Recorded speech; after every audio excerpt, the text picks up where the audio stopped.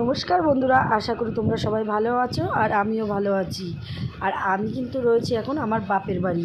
তো আমি এখানে বারান্দায় দাঁড়িয়ে দাঁড়িয়ে একটু ভিডিও করছিলাম। তো দেখো বন্ধুরা, প্রথমেই তোমাদেরকে দেখাচ্ছি চৈজাল গাছ।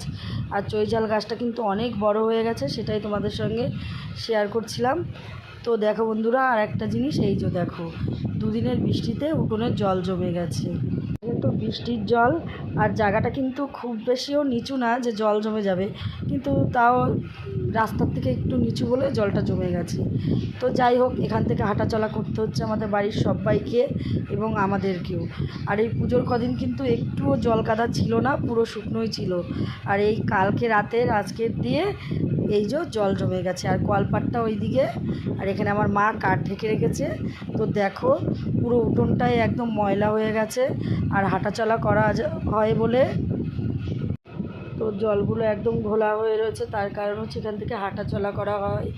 তো দেখো বন্ধুরা, বলতে না বলতে একটা কুকুর হেঁটে আসছে। তো দেখো বন্ধুরা, কী আর করা যাবে, কিছু করার নেই।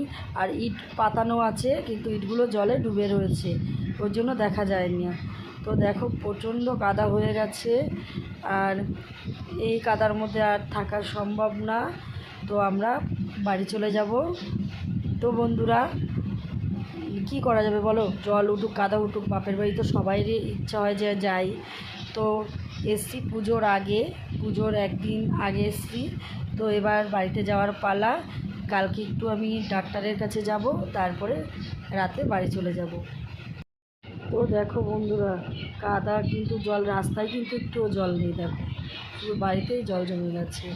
তো যাই হোক, আমাদের কিন্তু ঘরের এই দিকটায় জল জমেনি, শুধু এইটুকুই জল জমে গেছে, এইটুকু একটু নিচু জায়গা, তার জন্য। তো সামনের বার যদি বাবা মাটি ফেলে, তাহলে হয়তো এই কাদাটা থাকবে না, তার কারণ এখন বর্ষা হচ্ছে বলে মাটি ফেলতে পারবে না।